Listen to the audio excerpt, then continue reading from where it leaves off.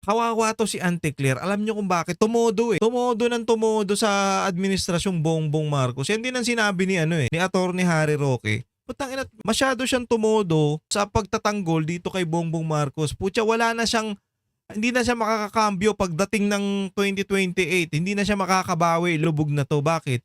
Putangina mo, paano ka makakabawi? Halos buong dilaan mo na yung puwet ng mga Marcos, walang hiya ka. Lahat na lang, putyang ina, bayat maya, pinagtatanggol mo. Hindi ka PCO undersecretary, hindi ka tagapagsalita, tagapagtanggol ka ng presidente, hayop ka. Kay BP Sara, mukhang hindi nga lalaban ng debate kay Lovely. Bakit lalabanan? Tangina, Vice President ako, lalabanan ko yung nobody? Sino yan? Ang pangit niyan. Alam nyo, may mga naghahamon sa atin ng debate, mga pare, lalo-lalo na sa Banateros, yung bakla sa Canada. Bakit ang hilig nyong makipagdebate? Hindi, di ba? Para sa akin para sa amin bakit ang hilig nyong makipagdebate? Dahil magaling kayo magrebat, magaling kayo magsalita, magaling kayong sumigaw-sigaw? Kaya gusto nyo magdebate? Yung ba yun? Hindi. Ang pag-usapan natin dito, mga pare, bakit hindi kayo bumabanat dun sa mga issue na nangyayari sa lipunan? Kasi bayad kayo. Hindi nyo binabanatan yung flood control na nangyayari sa Pilipinas? Bakit? Nasaan kayo? Nasa ibang bansa kasi kayo? Puta, binabaha ba kayo dyan?